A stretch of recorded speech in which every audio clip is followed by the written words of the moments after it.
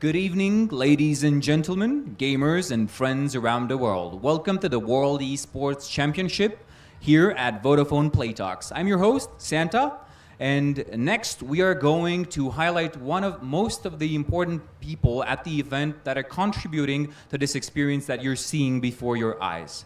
More than 111 countries are joining us in this event, striving for greatness and winning the grand prize pool. But what better way to showcase this event rather than introducing my guests tonight? You know him, you love him. It's James Banks right over there. Hey James, how you doing? I'm doing very good, thank you. How are you? I'm good, thank you as well. Next to James, Daniel from the German Esports Federation. How you doing, Daniel? I'm fine, and that's so fucking awesome here. I love it. I really love it. Good. Like, all the people here are so nice, and what the city did is amazing. That's great to hear then. And my last guest tonight is going to be Alex, coach of Astralis Talent. How are you doing, Alex? I'm doing fine, thank you. I mean, the weather is a bit too hot, but I mean, we take it. Yeah, we've seen some games so far, so things could get even a little bit more hot. But let's get right into it. I'm going to have some questions for you guys highlighting your careers and expertise and general experience that you've had so far with these kinds of events, right? So the first one is going to be an open question, yeah? So I'm going to ask everybody to just go along with their experience and tell us a little bit more about it. Firstly, I'm going to start with you, James, right? Yeah? What made you fall in love with esports, and how did you discover this industry? I guess when I was playing esports in the beginning, I started in like early 2003. So this was before we really looked at it as esports. It was only just starting to be called that.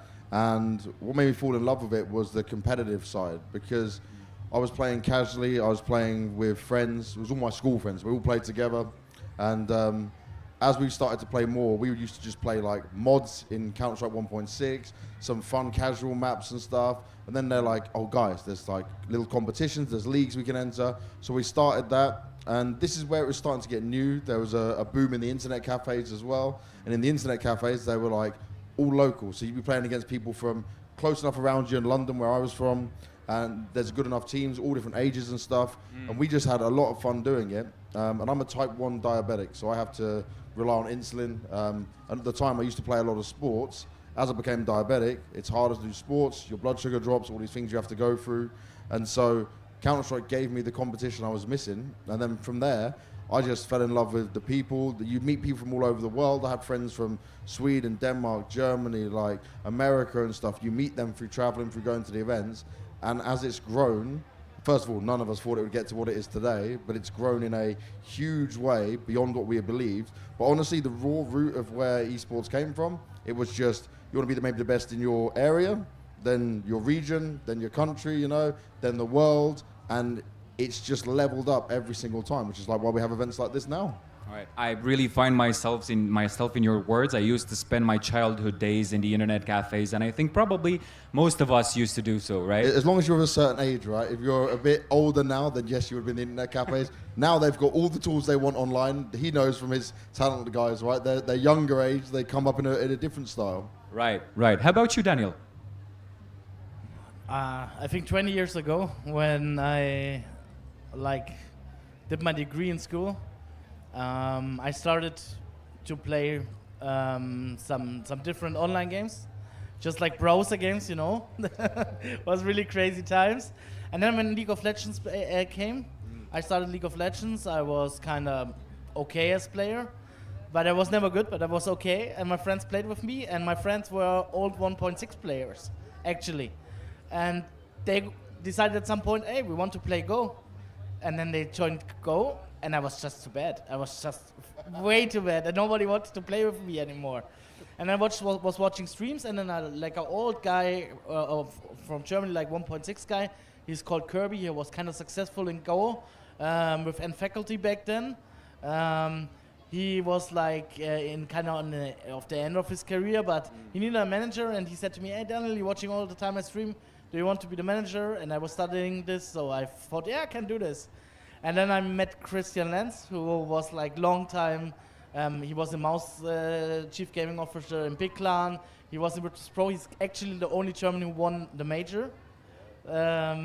he always tells me this, like every evening when we play Aram together, you know, like, and he told me like that what they are doing now in Kirby's team is nothing. This is not the real esports. You are on the ground, and it's important that we have these people, but you will see a completely different world when you go further. And then I joined different teams. At some point I joined Oronix Gaming, and we we were German champion back then with Faben, who is now also here. So I know him a long time.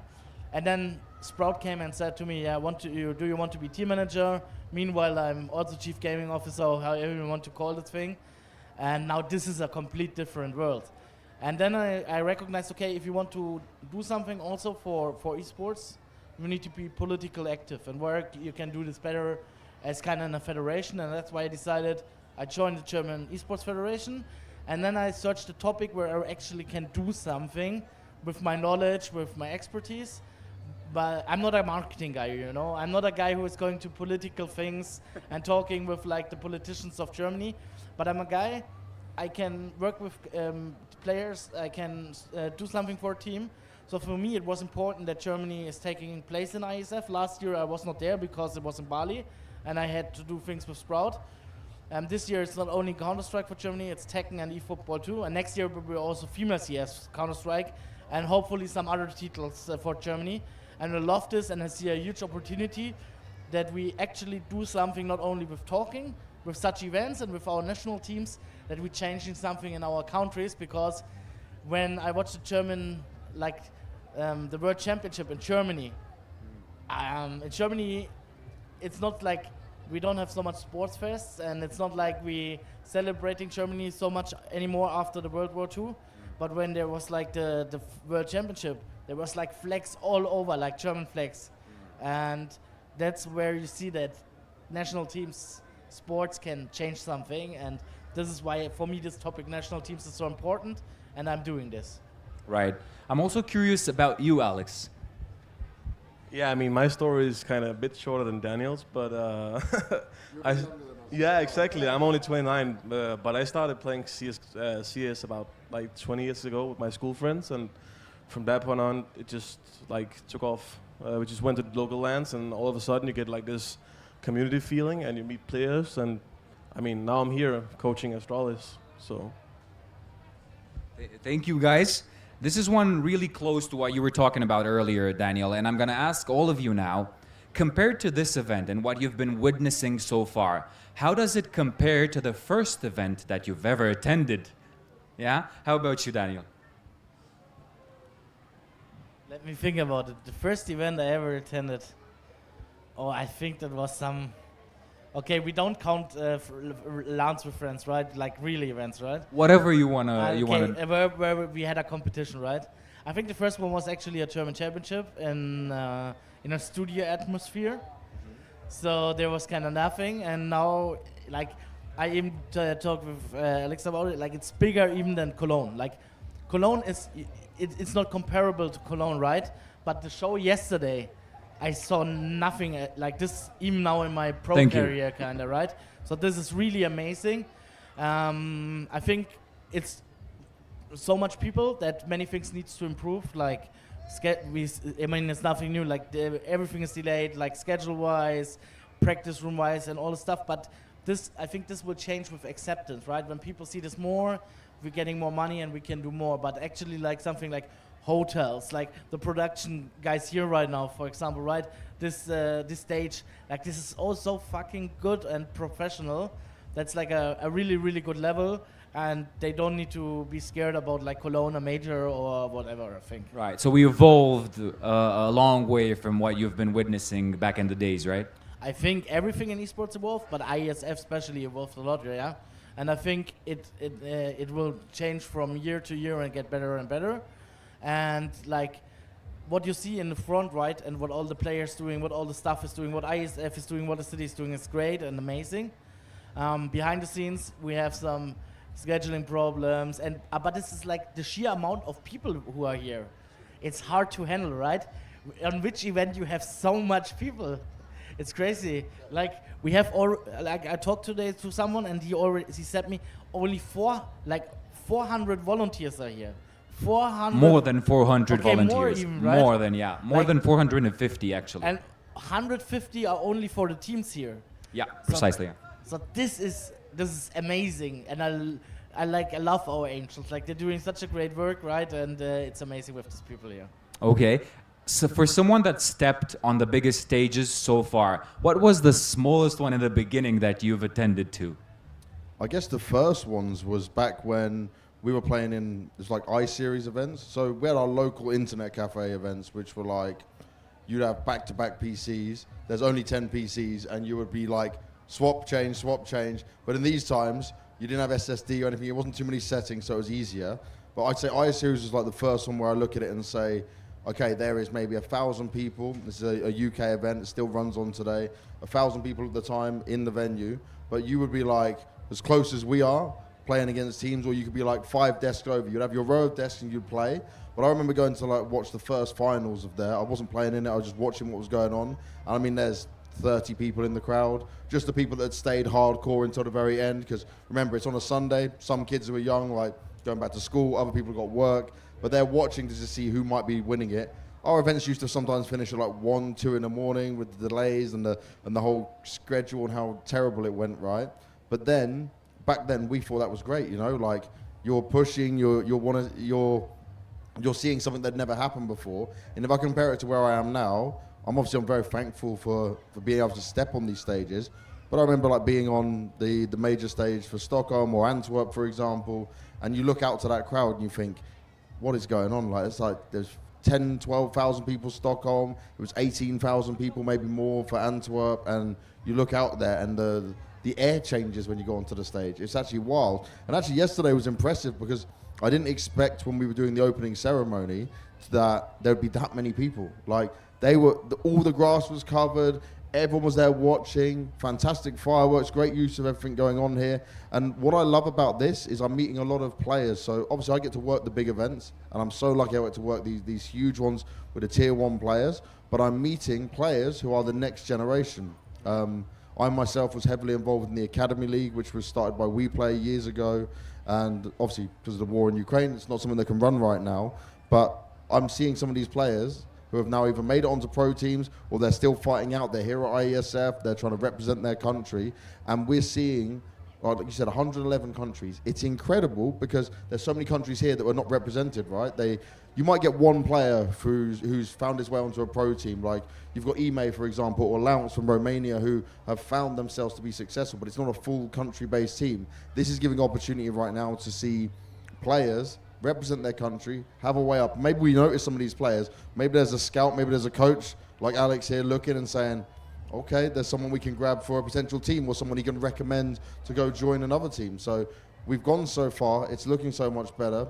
And I'm excited to see where the rest of these days go. And it's just 700 players in one location. We never have that. I'm used to like 16 teams. There's 24 teams here for Counter-Strike now. And I think last year there was 8 teams or 16 teams. So like even that IESF has improved. The prize money has improved. So we're making it to the point where, and I wasn't involved. This is my first time being involved in IESF. And I'm excited to see where it goes because it's like a mini Olympics for esports. So if they can continue growing like that, it'll be huge. Precisely. It's something that the International Esports Federation hasn't seen so far. As you said, there were like 16 to 18 countries last year when we hosted it in Orada, but things are starting to look a lot better. However, I want to switch it up a little bit with you, Alex. From the perspective of now coach, how was your beginning in this series of events and organizing events that you've attended to when you were in the posture of your players? You mean like when I was a player? I remember my first event being in a small local town in Denmark, where like we were, as James, also sitting on broken tables, and when we were sleeping in chairs around the event. Like there were no hotels. There was an other gym hall where people could bring their mattress, but you know, the worst sound at those events were the air mattress being filled up at 3 in the morning when you were trying to sleep. So, I mean, everybody was just lying under their tables and trying to sleep there. So, I mean, and yes, yesterday was amazing. I've never seen something like this. I mean, just a drone show. I was blown away. And also the crowd. I mean, we were trying to get to the player area around here, and it took us 20 minutes to get from the top of the building and down here, just trying to manage. I'll tell you the this, crowd. Alex. So I had to obviously do the opening when I'm saying the names of each country, and I'm waiting for the timing, and they're like, "Oh, you need to come now," and I'm like, "Oh my God!" To get through all the people, I was like, "This is tough." Like, Yeah. I'm just holding my badge up. Please let me go. Please let me through. Yeah, exactly. I mean, so being part of this, and this is like my biggest event ever, and also my first event as a coach. So it's amazing. I mean, I'm truly grateful for having this opportunity. Hopefully we're going to keep it going in this kind of manner, something that we've seen so far. Everybody has really good positive vibes about what happened last night. We're even more excited because of course Yash is a very welcoming city, and I'm sure that the experience so far have been great for many people. We're going to have concerts as well, events, entertaining events, really big names. Armin van Buren is going to come, right? Okay, and to get to that point, we're going to get through some games first, right? But before we get to the games, I just wanted to know about how do you feel about the future of esports in general and Counter-Strike, because Counter-Strike you've been involved in firsthand, right? And with the coming of Counter-Strike 2 now, how do you feel about it, Daniel? I think we have a really great future in front of us. We're attracting more and more people, more and more older people also understand this. We have younger generations who are completely into this. We are going more and more out of our basement, right? So it's more and more, everything is more professional. You're having like big events, big cities. What I really like about esports is I like the idea of having own stadiums in normal sports, but I really love this in esports more that you're not like you're actually like everywhere, right? Also like football is starting this right now with having like, they had this in Munich, for example, right? And then everyone was singing Country Roads in the Munich stadium. And since then, like football thinking about to coming more to Germany because the fans are so great there, right? And this is something I love about like esports, that we going actually to the people and the people don't need to come to us. And this is the one thing. For example, there's one thing what I really love, and I hope it will come back soon, and I hope at some point IESF will be also with VC in the city. It's Copenhagen actually. I love Copenhagen games. It's like for me the grassroots of esports. It's so hard that it's not there at the moment, and esports will grow and grow. And with CS2, what you said, I think it will get even better. And at some point we were all tilted about Valve, right? They don't do something, they don't do this, they don't do this, they don't do this. But in the end, we can be so happy because actually on this event, we don't have riot titles. Why we don't have riot titles? Because it's complicated with them. With Valve, you just do whatever you want.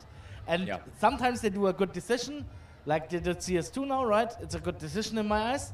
And from the perspective of Sprout, but I think also for the ecosystem, don't have franchise anymore, is also a good decision from Valve. So Valve is actually, they're hearing about people, and but only in really big decisions. And in the small ones, whatever we are like, we can do our own things. We can do something as community. We can change things as community, and I really love this. And I think this is the good thing and a great future for esports at all, but especially in Counter-Strike, because it's driven and organized from people who love this game, who have passion about this game. It's like basically the community. Like, for example, in ESL, the head admin, the head admin, he's never on events, it's Carsten Kramer. I love this guy, but this guy, for example, he is still into StarCraft 2. He loves this, and he is always watching StarCraft 2 matches. So that's really passionate guys there, right? And that's something I really love, because this will bring us further. And you see Banks, right? He's watching probably his 500 games, but then he's still there and screaming about, like, because he loves it, right? Talking about James, how do you see as magnitude for the next events to come, even majors, even big events such as Blast, such as ESL, how do you see them evolving throughout Counter-Strike 2? So with Counter-Strike 2, the evolution is going to come in how we deal with more fans being interested. It was on the day that Counter-Strike 2 was announced that the Counter-Strike Twitter went up 200,000 followers in a day. Now that to me is impressive growth just for the game. You saw record-breaking numbers and all-time high viewership as well, which is coming to the game. Before it's even released, people just want to get the beta. So imagine when the beta, and we don't know the exact date, but imagine when the beta opens up where anyone can play, that's going to give us an understanding. Now, it'll always peak at the beginning, but those people now, and Valve are starting to work with them in terms of what we're doing in the client, you know, what we're doing with the stickers and stuff like that, is bringing casual fans in to watch. I've met people who have never played. So I was last major, for example. I met people who have never ever played a competitive game of Counter-Strike on like a Faceit or an ESEA or anything like that, but they play just the MR15 competitive matchmaking on CS, but they love this game and they're hyped about the game. They want to meet the players. We've got to a point now in Counter-Strike where people are fans of the players and they're following the scene just like you would for football or any other sport going in there. Now, coming into CS2, I like the fact that, well, first of all, we're starting in Copenhagen. The Royal Arena has been great for Blast for many years now. It always fills out. So to have the first CS2 major in a country which is also very positive about Counter-Strike from the government side is a huge win for us. And like Daniel was saying, with Valve being, they have their way of doing business and they will let anyone run tournaments. They'll allow these open seasons now to happen with it all. I'm just excited to see how many more people get attracted to Counter-Strike, because if I think now, I talked to a player like Munacy, he started playing when he was 6 years old with his brother. We're hearing about these young players now who start the game at like 5, 6 years old and they're involved in it. I'm a dad, my son, he knows all about Counter-Strike, and we've gone to the point where it's like a natural progression. You see, when we were growing up as boys, right, we'd probably see football and you go, maybe you want to make it on a pro football team, and people would look at it as there's an actual way. Well, we're now building our way for that within Counter-Strike and other esports titles, and that's hugely positive for the growth and where we can go with it, making it more acceptable. Look at how many people you see around here, which are kids, which are families, just as we're looking around the venue. There was a guy in Brazil, when we did the Rio Major, he had his whole family there. So him, his wife, 2 children, and a baby. And I'm like, this is like a whole Counter-Strike family moment for you guys. I asked him like if he was family of any of the players. Nope, just a fan. Just they love it all, you know? So give it time. We're still growing. We're still so young as an industry and as a game. Look at where it can go. If you compare us to normal sports, hundreds of years of all the past sports, we're on like year 20 something now, you know? And it's always been steady growth. And there'll be things where people will say, the economy changes. We've survived recessions. We've survived the games like when 1.6 was dying out and then we waited for Go to be an acceptable game to play.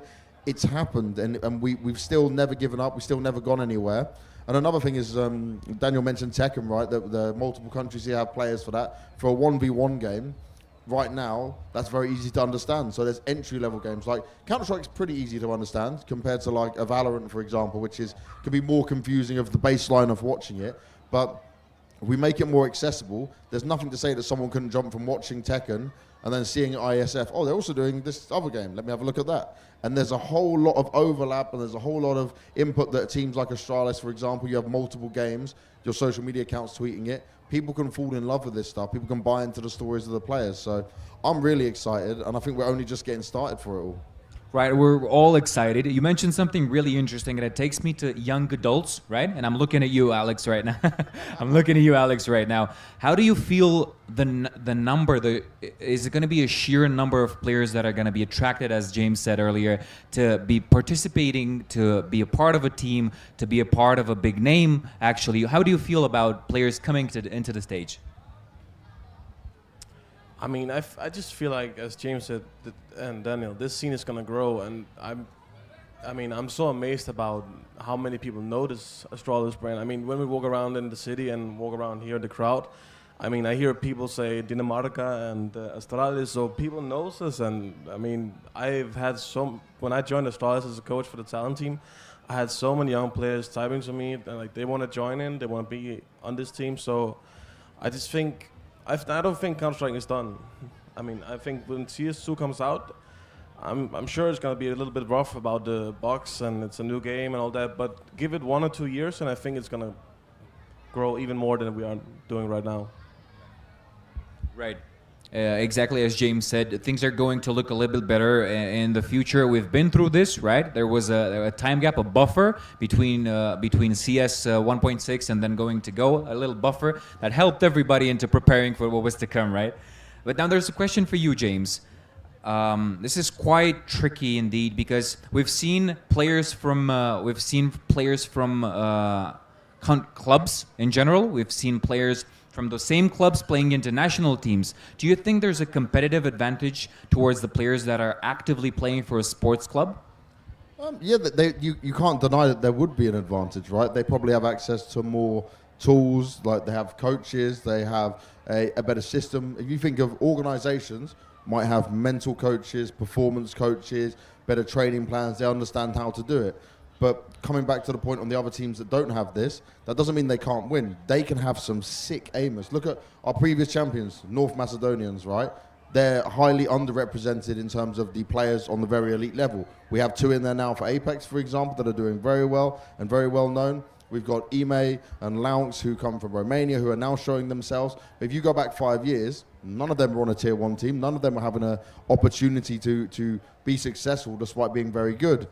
So just because you don't have these tools doesn't mean that you can't do it, but having them is an advantage, and if you can't utilize that advantage, then maybe you're not as good as you think you are, because if you give everyone exactly the same, then okay, you're completely even footing, but there's always a team that will have a better way of training. There's always a team that might know something, how to do it in a better way. So yes, I'll agree there's an advantage for it, but that doesn't necessarily mean you're going to get the win. Me and Alex were talking just before we started this, and he was saying there is some tough competition here. They have to be careful. Just because they are Astralis talent does not mean that they're going to have an easy win here. You can look at the Swedish side. You can look at the Ukrainian side as well right now.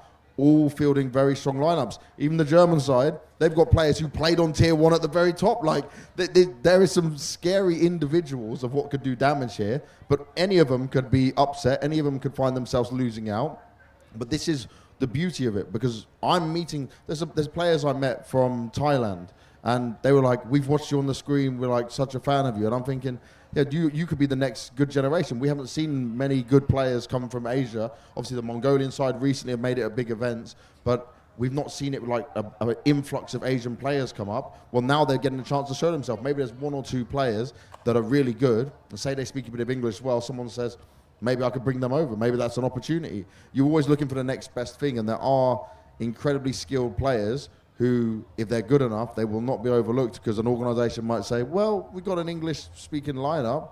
Maybe we could give them a try. Maybe there's something out there. You look at your face-it players that get picked up as well, the people who come across that. So there's opportunity everywhere with it. And at least for me here, the reason I'm loving it on the Counter-Strike side is there's players I can look at, there's stats I can look at and think, maybe he has something special. You can give it from an eye test. So the world's open in terms of what we could see here.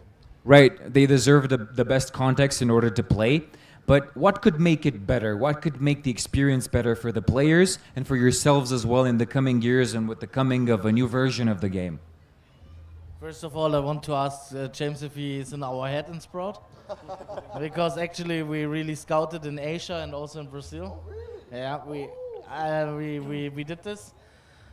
Right now we have the problem that we don't know if they actually can speak English, but we will figure this out in the future too. And I think this is the future to also bring players to Europe, because many teams moving to Europe, and I think we also can just move players to Europe basically and evolve them.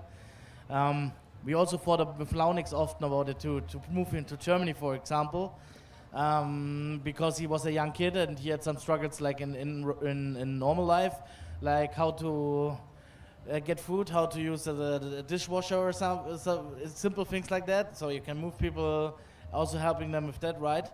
I think this is a really crazy thing with the future and what can change. I think it will attract more and more people. I saw so much crazy things here, but I already think, oh, this is like Esports. It can be only like going to the stars, because like going to the stars. Okay, now it can be only going to the stars because like today there's so many things. For example, there's like a caster from Romania. He's called Verti, I think, right? Yep, And you're right. he's doing with a talent together, like a girl. I don't know her name. It's actually Antonia. Yeah, Antonia. It's his wife. It's his wife, yeah. They have a Discord where they're scouting Romanian kids like from 12 till 16 or whatever, right? And making kind of HLTV profiles of them in a Discord. And they asked me if Barry and I want to join and use their information about players. And I think this is awesome, you know? And it shows like two people, they are passionate about like players in their country. They want to have more lungs, they want to have more emotes, right? And they're doing this because they see not only a future for them in Romania, they also see a future of them like in whatever. Like, we have so much good academy teams for now, like Mouse Academy. We have now Sprout Academy. Also, Astralis is a great thing, but it's Danish, right? I mean, like international project. We have so much, and people can go there and learn a lot. And I think I also saw today, like the players were heated, and they were so hot for them. So there were a US delegation, and actually, like in the hall where the players playing, they decided by their own to get bottles with like ice in it and making like oh no, how is this called? Something you clean the table, you know, like Right, like a stand or something that you put they it in. put this into the ice and gave it to the players that they can put it on the neck or whatever. And they had two childs with them, like 6 and 7, and they helped with that. And it was so amazing experience. And this is for me esports, right? Bringing people together, helping each other. And when I see things like this, I know it can only be getting bigger and bigger and bigger. Right. I think we're going to have bright future for everybody, especially for people that are going to rise up from places that probably you didn't expect to. You mentioned earlier that players from Mongolia came to the biggest stages in the past years, right? And in last year as well. But Alex, how do you go through the scouting process in order to find the right ones, the English-speaking ones probably, to be part of an international team, or just to integrate them? How do you feel about integrating them into a international lineup? How do you come through the effort of that? That's actually a great question because, like Daniel said, we're mainly Danish teams, but I feel like for me in this as a coach, I don't really focus on who's like doing better ratings on HLTV or better stats. For me, it's a lot about the personal things, like how is he with in social life and how not in terms of friends, but in terms of can he be like acceptable to other people, respective, and how is his like motivation? Because there's a lot of good players out there, but I mean they sit up to maybe 4 or 5 in the morning and play other games, and for me as a coach, that's not acceptable. I want players who like focus on the diet, focus on the sleep, focus on the health, and also focus on being ready on time. And you know, Counter-Strike is a team game, so you have to respect the other players as well. But actually, I also, in part of the talent thing, I noticed the guy from Uzbekistan. I saw he had 1.3 rating on HLTV, Icyclone, I think. We're actually playing them later today, and so yes, there's a lot of like hidden talents that if we didn't do things like this, that maybe wouldn't have the opportunity to show themselves for a team like Sprout or Mouse or anything like that.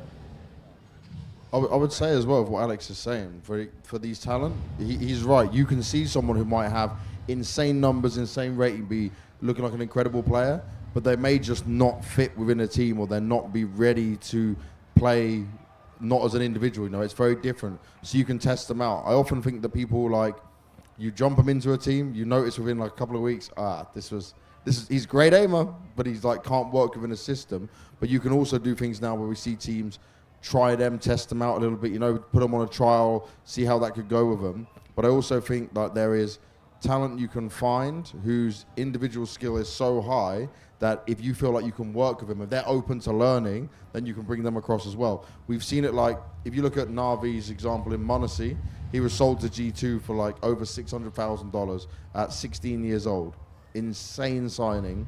And this player was brought up. Now, his brother was heavily involved in helping him become like he was very mature for his age anyway. But Navi had him with the social media, the streaming and everything. When you look at that, that's like picking up a Messi or Ronaldo of the future, getting him in young, but he's already got all the baseline stuff. Now that's a one-off. You don't get too many of them, but I think in future we're going to see so many more of these players that they have the social media down, they have these skills, because they're going to know we need all of what Alex is saying in order to even be considered, on top of having the skill and playing like crazy and being really good. But another thing is, people play plenty of games. Now, you can relax with some games, but I know most of the very best players that I speak to, Counter-Strike is their only focus in terms of gaming. They're not trying to... They might play some FIFA or something in the evening with friends, but I mean, if you're playing hardcore hours of pure practice and what you want to do, it's just Counter-Strike or just their chosen game. Right. I'm curious about one thing, guys. Coming to an end of our little interview, I'm just wondering, starting with you, James, what are you most excited for happening here at the event? From what you've heard, what you've seen? For me, I want to see how the countries are going to represent themselves, how they're going to do when it comes to this. It's different conditions than being at like one of the very best events in the world in terms of what they're used to. You got to deal with the heat like these guys have had to do today through playing their games. I love that thing about what Team USA was trying to do. But here, this is, how bad do you want it? What time and work are you going to put into it? What can you do on the day? And how much you can grow and show yourself. For some of these players from less represented countries, this is an audition to the world of what you can do and how you can work together. Because remember, some of these players, they only play with each other in the national team. So they might go back to other teams afterwards, and this is like, so how quickly can you adjust? How quickly can you come together? I heard some teams went to internet cafes here just to get some extra practice in when they could, you know? That's a great idea. Go the extra mile. Do what you can. And is there maybe a whole country or team that can come up and take down your Astralis or the Germany or the Ukraine who are full rosters or are full team players coming in, you know? And that's something to take note of. So it's all up in the air. That's what makes it exciting. This is like mini Olympics. It's the Esports Olympics. Yeah, I definitely agree. But do you agree, Daniel? What are you most excited of? Like after the opening ceremony yesterday, right? It was so crazy how much people were there. Like James said it already before. I really want to wait for the playoffs, and I hope Romania will make it. And I want to see. We hope so too. Whoever against Romania will play, right? I hope in the playoffs, and I want to see the crowd and how it is there. I often saw like big in front of like the German crowd, right? Or JDC last year in Cologne in front of the German crowd. It was crazy. So I really loved to see this. I was in Rio Major, and I saw when Furia played how the hall was like. It was awesome, right? And I can imagine here in Romania when my friend Cello is playing VTN, Sound Blitz, all these guys, right? Yeah. When they are there on stage, how the people will scream, how much people will be there. And then when this happens, right, then all other matches there will be also amazing crowd, right?